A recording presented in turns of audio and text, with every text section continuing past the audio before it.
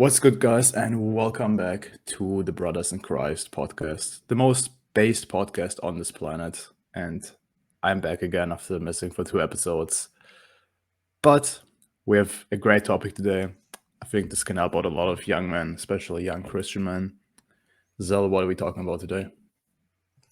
We are talking about optimizing your masculinity in terms of it's basically your lifestyle, your life setup, your choices, what you're doing on a day-to-day basis. Are you doing what you should be doing to make sure your vitality is up? Or are you falling prey to the NPC sheep mentality and just suffering from low testosterone? Now, you might be looking at my baby face right now and thinking, bro, who are you to talk about testosterone? Okay, well, look, I will admit that I've used to live very low T growing up. I wasn't really doing much. I was playing heaps of video games, heavily addicted to like alcohol, prawn, all that stuff. Things I'm still working on conquering, but alcohol has been conquered. And yeah, we're just trying to live better, man. I'm eating more beef, red meat than ever, drinking the raw milk, things like this.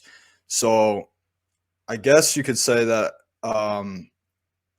I think we all used to be NPCs, to be fair, on this podcast, but we've gone through it. So we know for the most part what we're talking about. We've got some good life experience to give. Okay.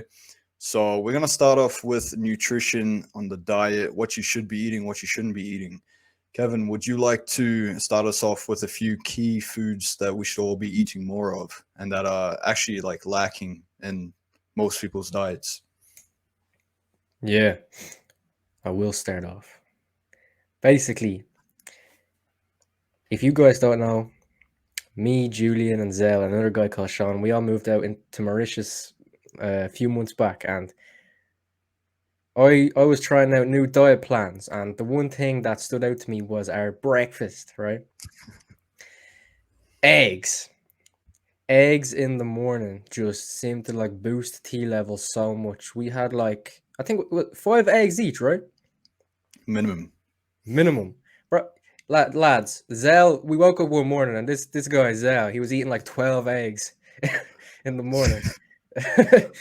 But essentially, right, I don't know the science behind it all. I'm sure maybe if any of you guys know any of the science or anything like that, I wouldn't know too much on this topic. But basically, eggs in the morning, combine that with like sunshine.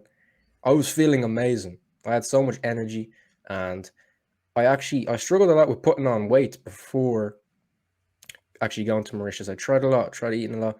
And once I got to Mauritius, I actually found like I actually put on weight, like, and it was pretty good. And I put that down to actually like sticking to a good clean diet. A lot of people think like to actually put on weight and to, whatever you have to eat dirty and whatnot. But I think you can actually put on weight and get strong eating very, very clean. And that's the key part to it. Eating clean, eating whole foods, eating like cutting out any of the refined or the processed, like, garbage. Yeah, cutting out any bad stuff, because what this does is it blocks like the receptors within you. Listen, I don't know the science, boys, but it blocks the receptors within you that can like block testosterone. A lot of people don't realize it, but it's in everything nowadays. The water that we're drinking, a lot of the foods that we're eating, the seed oils, the plastic, all of these things are like blockers, and it stops our testosterone from flowing freely. And yeah, essentially, testosterone, if you guys don't know, is like the fuel for a man, the fuel that gets him to, it gives him that drive to keep going. It makes you feel good. When you're high T, you just feel amazing. You feel stronger. You just feel good. You feel motivated. You feel driven. You're way more like, you're not as emotional. You're a lot more in control of your emotions. It just, we all need testosterone. And we all know there's an agenda today against men, and they're trying to essentially turn men to become more feminine, right? They want men to be more feminine, and they want them less driven, so that they're more easily controlled. Yeah. And now it's unfortunate, but this is the times that we live in. And a lot of the food that we eat, it's not good for us. It's not being, as nutritional as it should be. So we got to look for ways that we can actually improve our diet, how we can actually eat cleaner, get rid of all the processed stuff, get rid of all the seed oils, get rid of anything that's going to hold us back, and go for more whole foods, go for more nutritional stuff, and essentially get to a stage where we're growing our own stuff. I think that's the goal for all of us here. We want to get to that Yeah. stage in the future where we're actually growing our own food and we can see what we're doing. We have control over our own stuff, because, man, even the vegetables that they're putting out nowadays, I think a lot of it's just processed, sprayed with chemicals, and it's not even good. Like,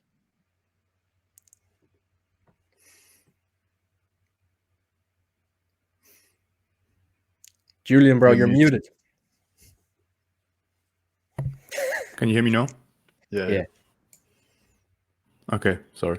I wanted to address something here, why it is like even important to be like masculine in the first place, and why we need testosterone, right? There is this this verse in the Bible. I think it's in Romans, like I don't know the exact verse right now, but basically Paul talks about, people who don't go to heaven, and he lists like fornicators and liars. And I think it's only in the King James version that it says effeminate men do not go to heaven, right? And there's a specific reason, right, why that is in the Bible. The effeminate men do not go to heaven. And I sent a video to our group chat yesterday where a guy was talking about. He was like, like all this stuff today, we know where men are pushed to be more emotional, and like you can paint your fingernails, whatever, you can be that guy. That goes that goes exactly against that. And he was like, okay, we need to embrace that like hyper masculinity, right? So for example, growing out your facial hair to look more masculine, putting on muscle, being strong. And I think it's very important, like like as Kevin said earlier, like when you have hierarchy, all of like that entire like physical masculinity, right, where you look like a man, people look at you like that's a proper grown man, right? Like he has big arms, big shoulders, like he can protect himself, he can protect other people. That all comes down to testosterone, right? That's the building block for masculinity. That's what keeps you calm in like stressful situations. That's what lets you handle your emotions, even though you may feel a certain way right now, to not give in to that, right? To not rage at people, to not burst out and start swinging because you're angry right now. Testosterone is the building block to all of that, in my opinion. And yeah, that all comes down to nutrition, as Kevin said, right? Like the food that we've been given today, it's all processed, it's all bad in some sort of way. So and like the foods that are good for you, they are being demonized, like, oh, like they're not good for your heart, and cholesterol is bad, and you're gonna die from that. No, it's an agenda to stop you from producing more testosterone, because it makes you healthy, it makes you strong, it makes you vital, it gives you more energy, and it makes you feel like a man. You can conquer the world, right? And you're harder to control, and that's what they want. They want you weak, they want you submissive, feminine, sitting in front of your TV, watching the media, being afraid. That's exactly what they want. Because if you have high T, you don't care about it. You go out, you feel confident, you feel like a capable man, you can take on the world, that there is no challenge you can't conquer. It all comes down to testosterone. That's what they're trying to make us avoid that and make us feel bad for being men, for having high testosterone. Well said. I think that verse you were talking about with like you shouldn't be effeminate in the Bible, I think it might have been 1 Corinthians 6 verse 9. I'll just read it out real quick. Know ye not that the unrighteous shall not inherit the kingdom of God? Be not deceived, neither fornicators, nor idolaters, nor adulterers, nor effeminate, nor abusers of themselves with mankind. And it just goes on to the next verses, but I think that's from there. But like you can clearly see, like the Bible says, like we have to be masculine men, okay? Like Julian's saying as well.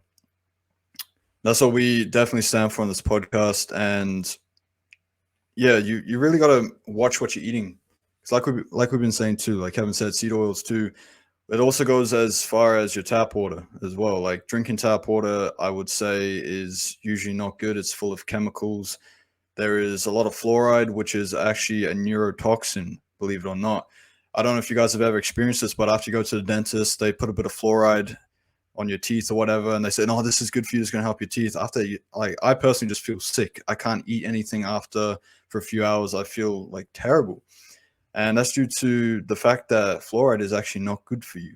And if you get a water filter to filter out your tap water, and you taste the difference. You take a sip of this filtered water versus a sip of your tap water. Your tap water now tastes like literal pool water, depending on also like how much chlorine is also in there and stuff. But no, they're going to say, no, it's good for you. It keeps the water from like, going off. It keeps the water fresh and stuff. Do you want to drink pool water, bro? Because they put lots of chlorine into pool water to keep that like quote unquote fresh so you can swim in it. But I don't know. I don't think you should be drinking those chemicals. It's definitely doing something to you. And so what Kevin was also saying about like how the eggs and the sunlight really like help him feel good, it's going to help you feel good too. And the reason this works is because the vitamin D plus the cholesterol you get from the eggs helps to synthesize, and it basically starts the process of the testosterone production. I can't remember exactly which point of it is, if it's the start or like whatever, but I read on that a while ago. And yeah, it's true. Like if you eat cholesterol, consume that, then you go into the sun, you're going to notice the difference. Your mood's going to be elevated. Testosterone is going to go up. If you do that and you go do like a leg day in the gym, the squat's going to boost some testosterone as well. You're going to feel phenomenal. And so a few more foods I just want to list that we should not be scared of. But just notice that it's these foods that I'm about to list are the same foods that the media is demonizing. The media is telling you don't have too much of that. It's gonna affect your heart or something like that, trying to scare you. Red meats, amazing. It's full of nutritional content such as like lots of vitamins, zinc, creatine. There's actually creatine in red meat. You get lots of bioavailable protein. It's actually really good for that. The eggs, same sort of thing, like high in cholesterol. It's like nature's multivitamin. It's very good for you. Like you shouldn't fear these things. These are great for you. And all the cholesterol you'll get from both of them is just going to help with testosterone production because cholesterol is actually needed. And the reason cholesterol is actually good for you is another thing to take a look at is the cholesterol content in breast milk. If cholesterol is so bad for you, why is it so highly concentrated in breast milk for babies that are growing? Like, if it was bad for you, it wouldn't naturally be in breast milk. That doesn't make any sense. So, speaking of milk, raw milk, very good for you. Nothing to be afraid of. I remember when I was a kid in school, we had this whole person like come in here and telling us like, oh, you shouldn't have raw milk. This is why this one kid was super thirsty. He was on a farm and he drank milk straight from the cow's udder. And he got sick for a year. And they didn't even say like what happened or how he got sick for a year, but it filled me with so much fear about raw milk. And I'm sure like you guys have heard a lot of demonizing stories on raw milk. There's nothing wrong with it. It's actually the process of what they do to raw milk is they'll pasteurize it, which means they'll heat it up to extremely high temperature to kill all the quote unquote bad bacteria, which also damages the actual nutritional content of the milk. So in the end, you're just getting like sugar water. A lot of people are lactose intolerant, but it's because you're not drinking raw milk. Though I read somewhere that the way that your body will break down the milk, like I think there's two different things. I can't exactly remember it, but without the one thing, that's what makes you lactose intolerant because your body can't handle it. Nature will say like God has created everything in a way so that it actually works out for you. Julian, do you want to say something?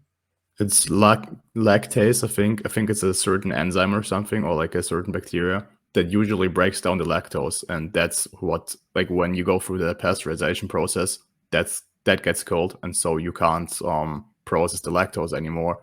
And that's like because most people drink like normal milk, right? Like not like the good raw milk. They drink milk that has been through like 3 different stages. So the thing that would naturally break it down and help you digest it well is not in there anymore, and that's why people are lactose intolerant. But if you drink it raw, then lactase is still in the milk, and that's what helps you break down the lactose, and you don't have a problem with that. Exactly. You heard it from the man himself, Julius Caesar, bro. He knows these things. Okay. So yeah, that's another thing to keep aware of. So in terms of eating foods, there's also take a look at what foods are telling you is like, oh, this is really good for your health and stuff. Things like oats, you would think that that's good for your health, but it's actually an anti-nutrient, right? It actually blocks the absorption of nutrients, which is crazy. And it allegedly wrecks your gut as well. I noticed that when I stopped eating oats, I actually felt a lot better. I still eat them here and there if I just need that quick bit of carbs to start my day off if I'm being a bit lazy. But I'll know that if I eat this, I'm going to feel like crap. And I can immediately feel in my digestion like I'm just getting bloated and stuff. And it's because of the oats. You would think it's good for you. So what I would personally say is just follow the 80-20 rule, where try to get 80% whole foods, organic foods as much as you can. And then if you have to, like, I don't know, have a bowl of oats or whatever, I'd say it's okay. Because I also want to bring up a point with taking health to the extreme. When you start stressing about what you're eating and like, oh, I can't eat this one thing because it has like a bit of seed oils in it. I think it gets to the point where you stress out so much about it that it actually starts to impact your health a lot worse than you were before you even learnt about the knowledge of good health. So I would say like that's a good balance. I think, was it you, Julian, that sent? We have like a private group chat. Julian sent in this one video where it's like, not eating seed oils for the rest of your life is not going to save you from dying in a car crash, right? It's sort of like the same mindset I'm trying to say here, is that still just live your life, man. If you end up eating a pizza with the boys like once in a month, that's okay. You don't have to stress out about that. Like, you're just living life, right? But we just want to encourage you guys to just really start to eat more good foods. Yeah. And something I wanted to add about the raw milk, right, which I think is crazy. Raw milk is banned in Canada and in certain states in the United States. So, for example, think in New York, like, raw milk is contraband. It's like when you walk in public and you have raw milk with you, it's like legally it's the same as when you're transporting drugs, which is absolutely crazy. I mean, Canada is kind of like a woke country anyway, so you can't really take them seriously. They took milk completely out of their like diet structure. They say like, "Oh, milk is so bad for you. Don't drink milk," right? Like, and they even banned raw milk, which is like, you just see what they do there, right? And I think like, I'm not sure if you boys are on that same wavelength as well. I guess like we all kind of think the same thing about nutrition. But what I found works best for me is a style of nutrition that's called animal-based, where basically you consume a lot of like animal foods, like we said earlier, like raw milk, like eggs, like, red meat. And then for carbs, you want to have carbs that are easily digestible. That's something that we've been told is bad, right? Like sugars are bad. Like you want like slow processing carbs like oats, which actually I used to eat oats every single morning for years.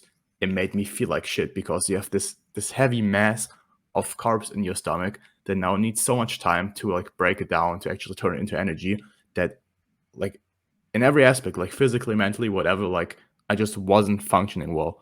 And what I'm doing right now is I'm eating like a lot more fruit, a lot more like natural sugars, because they're easily adjustable. They get into your system like very quickly. And the difference is astronomical to me. Like if I have like an apple in the morning, boom, like immediately I have energy because, like the sugars are being broken down very quickly.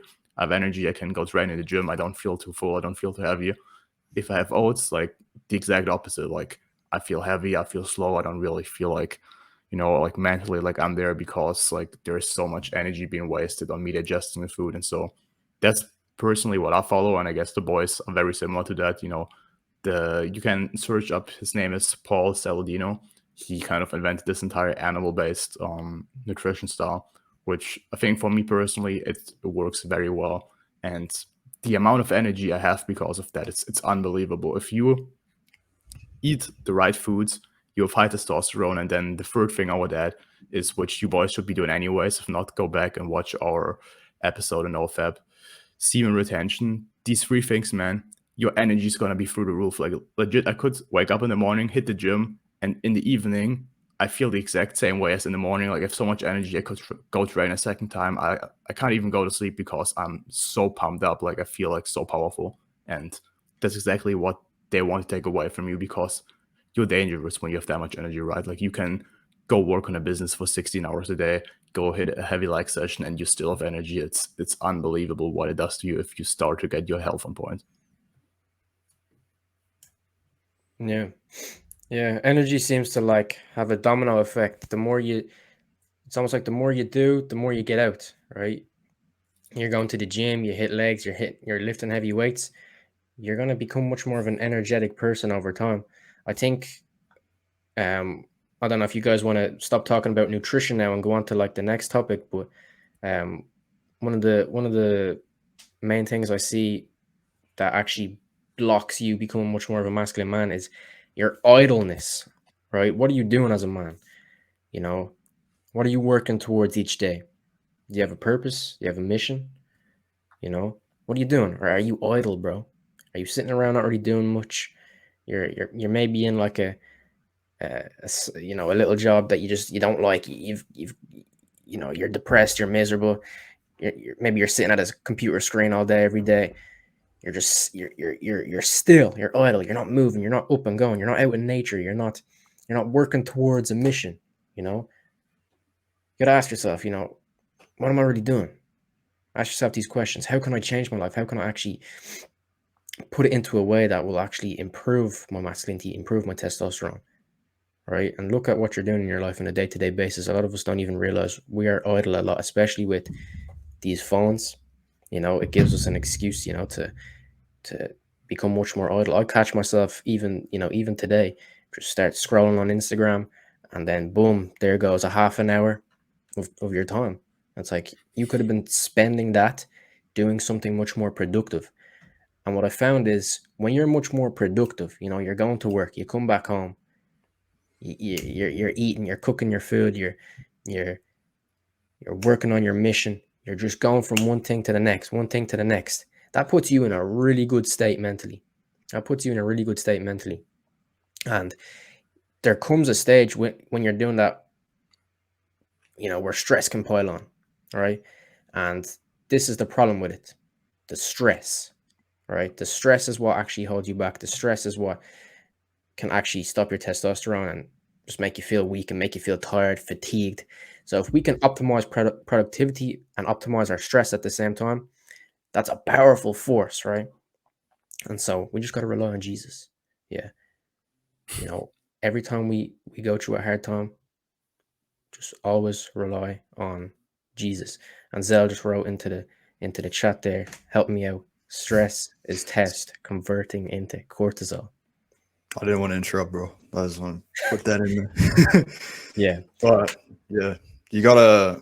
Actually, we should talk about ways to mitigate stress. That's good. And just before we do that, actually, real quick, just while we're on this topic, actually, it's a verse from the Bible, from the KJV, and it's about not worrying about what you eat and drink. And it all ties in. Like, yes, we should try to have as much control as we can over, being healthy. Our body is a temple. It's God made us, so we got to treat it with respect and care. Obviously, don't be going out and abusing yourself, abusing your body, and all this and that. But like what Zell was saying, you can look too much into this where you're stressing about what you're eating.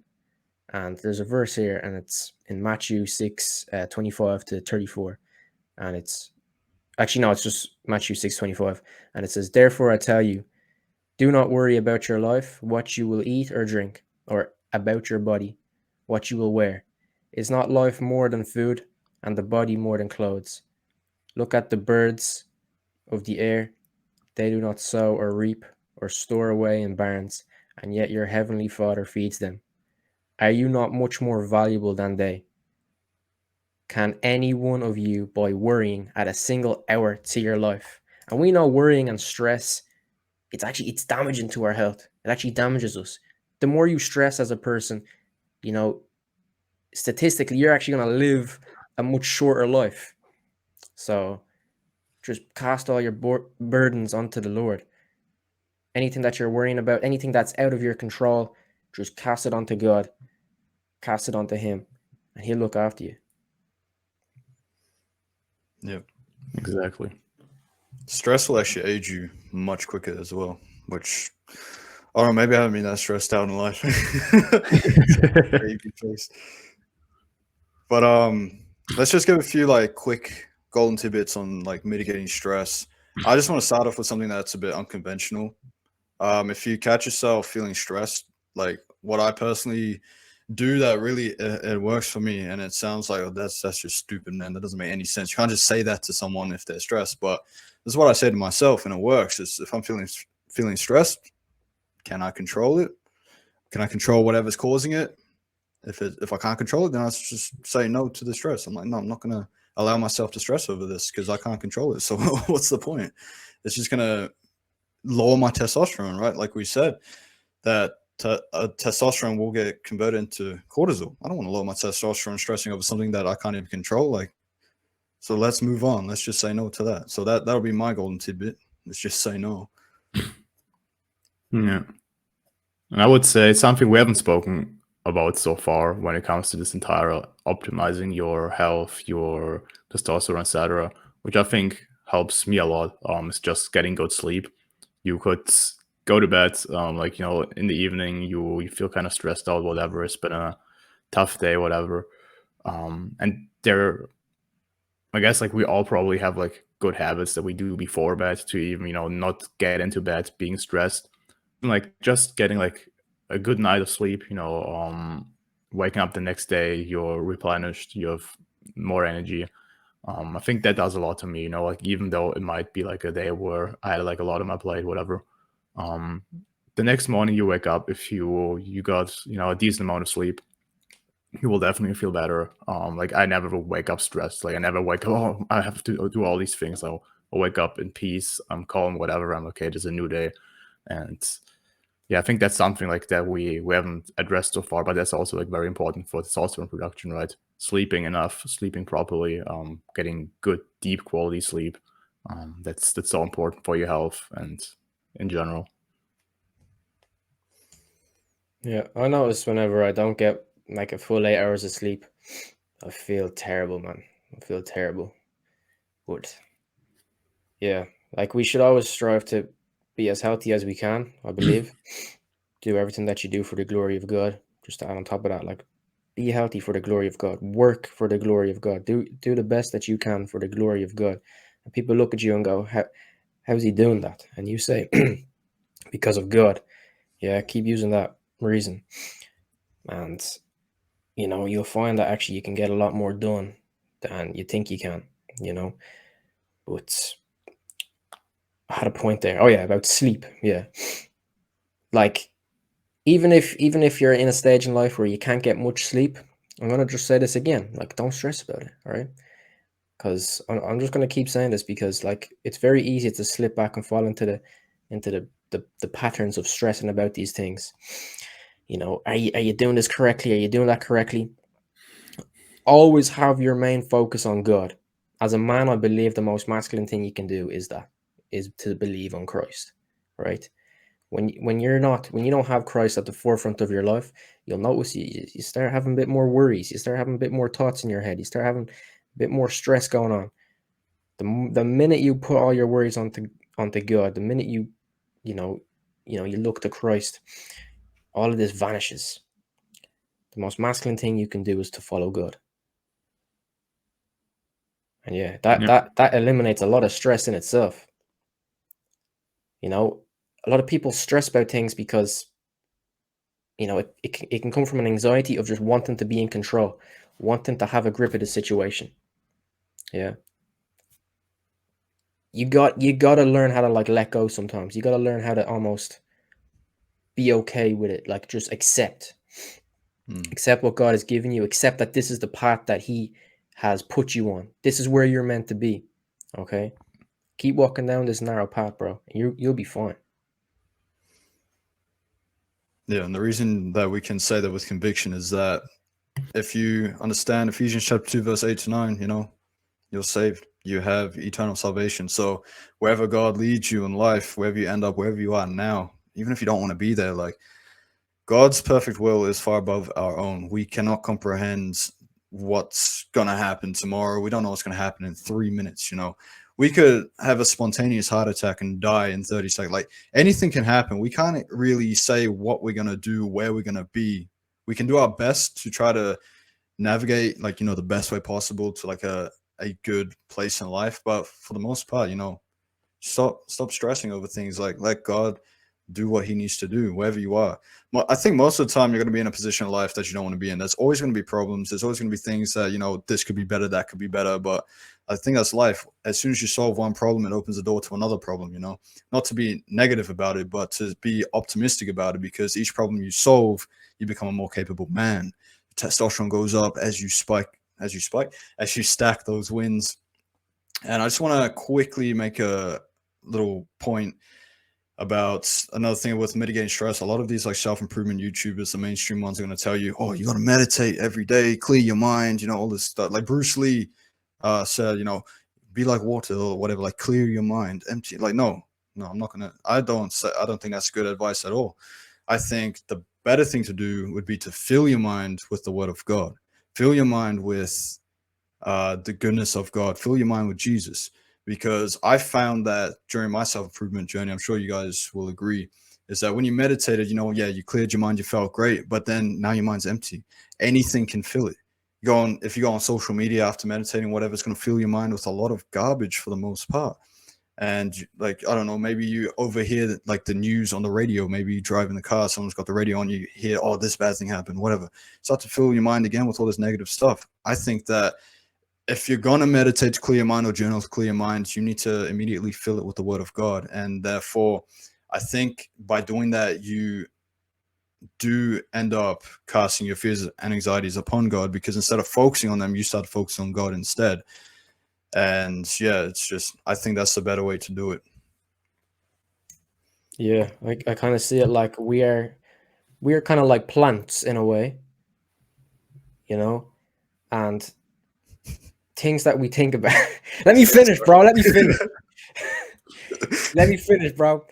Go on. If we fill ourselves with the wrong stuff, right? We fill ourselves with, and I'm not just talking about food here, all right? I'm talking about the stuff we watch, the music that we listen to, the people that we surround ourselves with, right? And we're a plant, right? And that's like pouring oil over a plant. It's not gonna grow. It's not gonna flourish.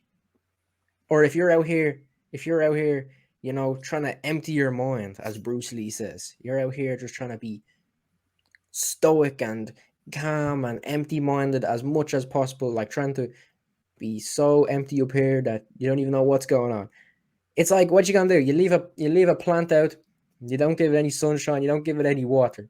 It's just gonna die, bro. It's just gonna die, and it's not gonna produce fruits. You fill yourself with the Word of God. That's the water. That's the sunshine. Now that plant is gonna grow. It's gonna keep producing fruits, and the fruits, will fall off, and then it will produce more fruits. This is the way I see it with us. We produce fruits. We produce works by filling ourselves with the Word of God and letting God into our life. And yeah, this is how it works. But I want to add on a point real quick, because it just came to my mind. When we are going through a stage where we're trying to become much more masculine and whatnot, maybe you're hitting the gym, right? You're lifting more heavier. You're maybe going for more runs, or you just got a new job, or you're taking on more in life, whatever it may be in your life, and you're feeling the stress of it. You're feeling that it may be overwhelming you. It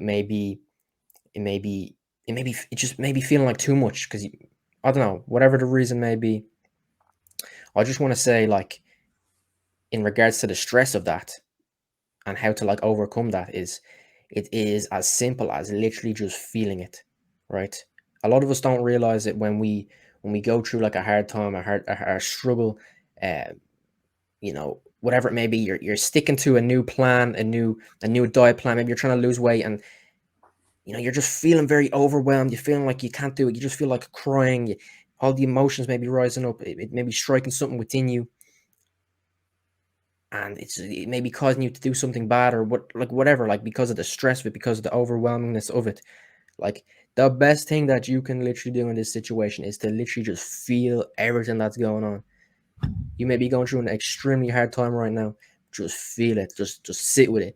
If you feel like crying, just go into your room, just let it out. Like, just feel it, right? You gotta let these things pass. When you hold on to these things, and you're trying to control it, you're trying to trap it in, you're trying to push it away, you're like, that's nothing, that's whatever. It's gonna spring out in other ways in life, and in ways that you're not gonna like, right? Always focus on God and allow, accept, like, you're on this path for a reason. God has you here for a reason, and He wants you to flourish. He wants you to produce fruits. He wants you to do well. He doesn't want you out here stressing and being overwhelmed, right? So that's all I'm going to say with that. Like, the best thing that you can do is, because a lot of people on self-improvement, they talk about this a lot, like, do the good habits, do this and that. But no, I don't ever really hear people talking about, the overwhelming stress of it. Like, let's say if you're even just a random example of a guy that's just trying to lose weight. Yeah. I hear this a lot, because one of my friends, he's trying to lose weight, and he always talks about how he just finds it so hard. after a week, he just feels too stressed out. He can't do it. And it's like, bro, you're in a perfect stage right now. You just got to sit with this emotion. Once you get past that period of stress, once you know how to just feel it and handle it, it's just going to start becoming much more easier.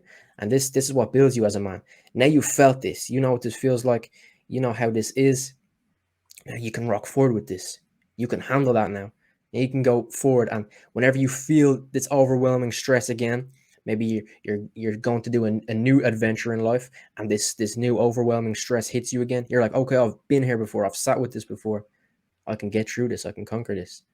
Yeah, would you boys have anything else to say on that? I just want to bring up one quote that I've been thinking about lately that I think is very powerful. Don't tell God how big your problems are. Tell your problems how big your God is. And I think that's, for me, very powerful, right? Because we always do it that way, like, oh God, like right now I'm struggling with this, whatever, give me strength. If you switch it around, you're like, okay, God is so great. God is like, he created everything. He put you in this space.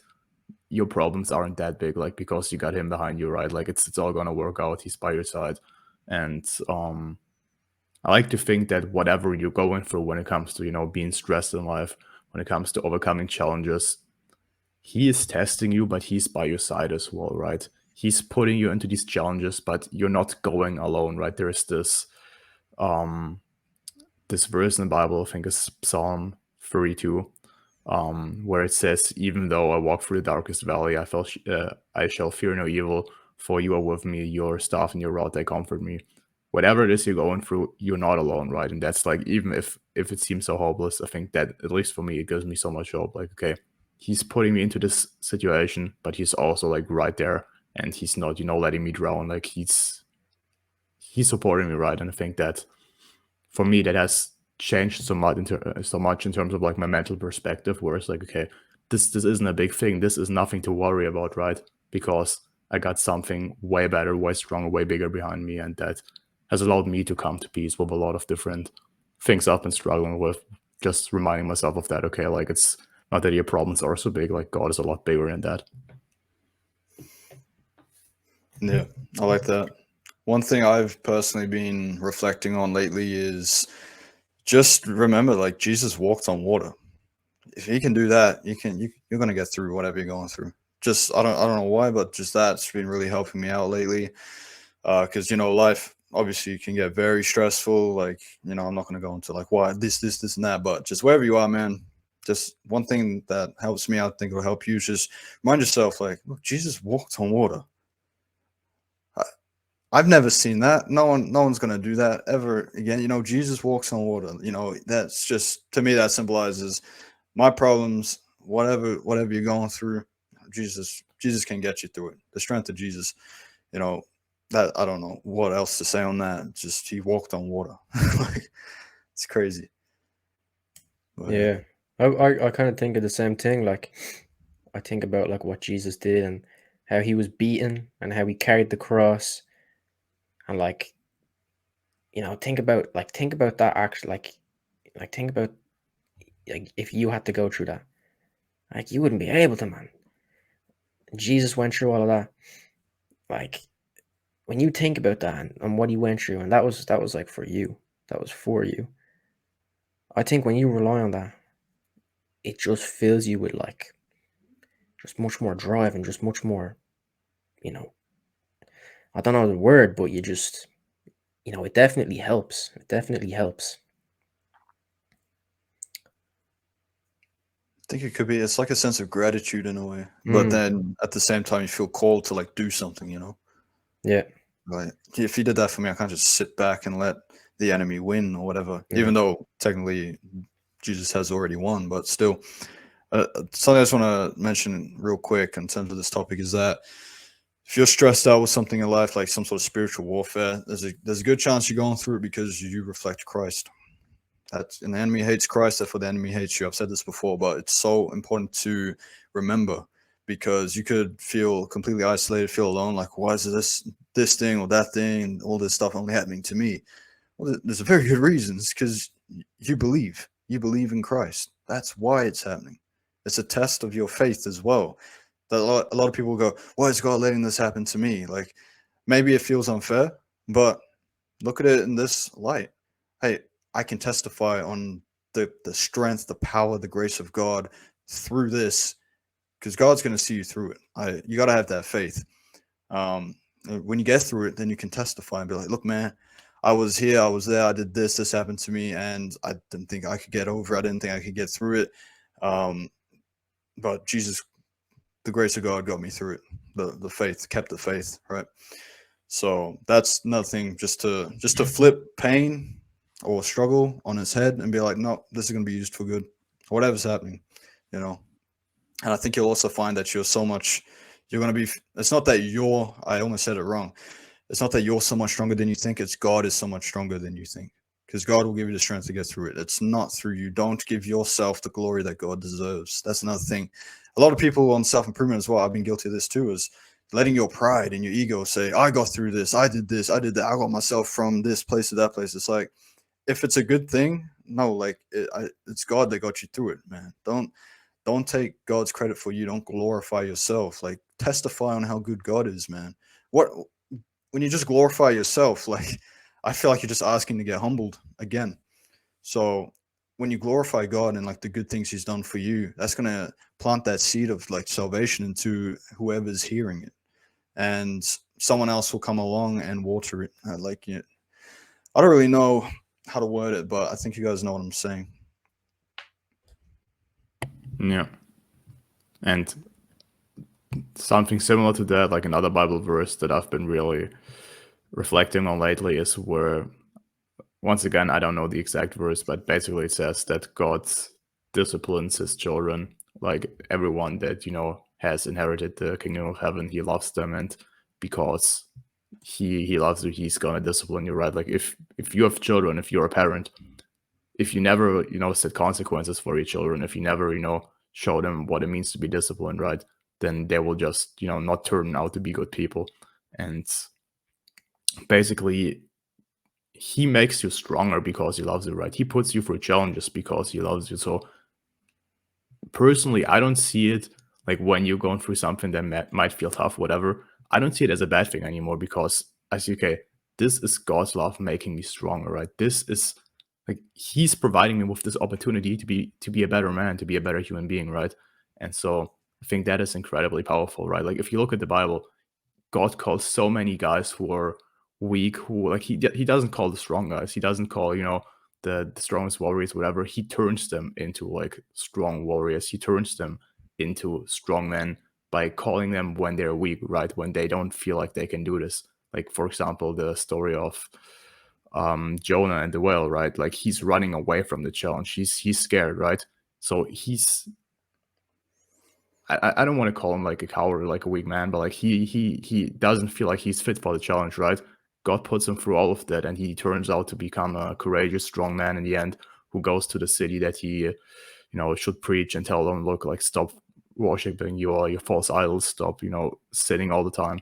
Like he doesn't take the strong guys who are already, up there. He takes the weak guys, he gives them his strength, he turns them into strong men who fulfill their mission, fulfill their purpose. And that's what I think, if you're going through hard times right now, it's because he loves you and he wants you to be stronger and to be a better man. And that's why I almost see it as a blessing nowadays.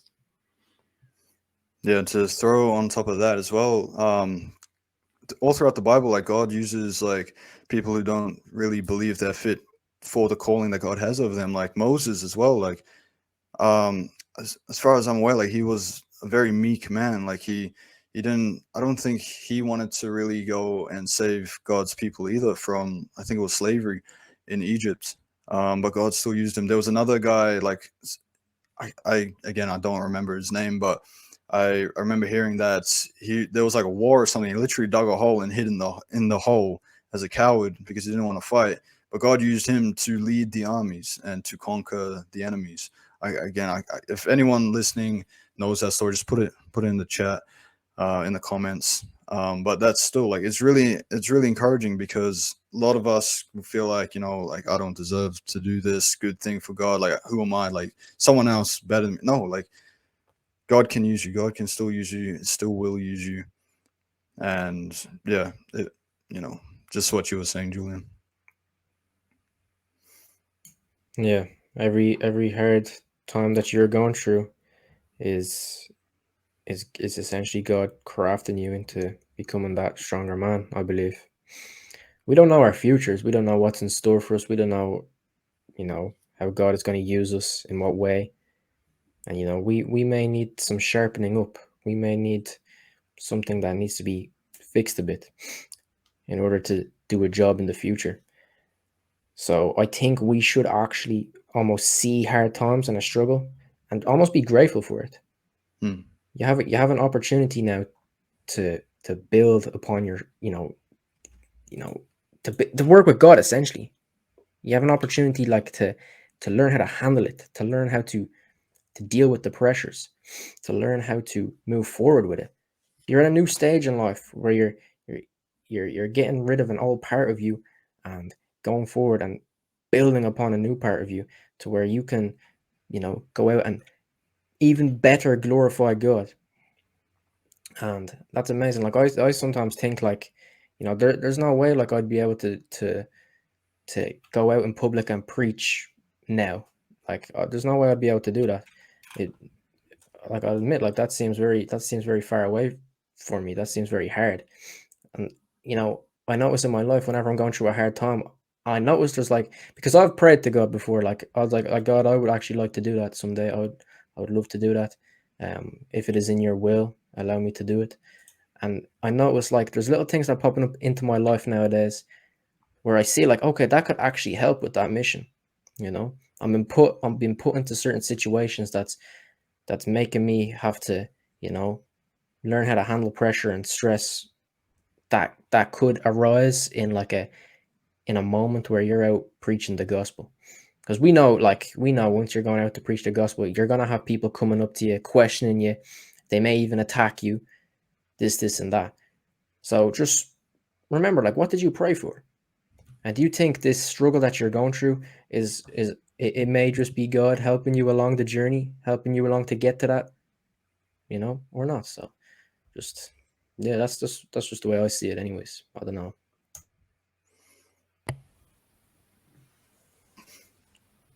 Do we have any final words? Like anything else you guys want to say? I think we need to make a part 2. I'm sure there's a lot of things we could still discuss about this.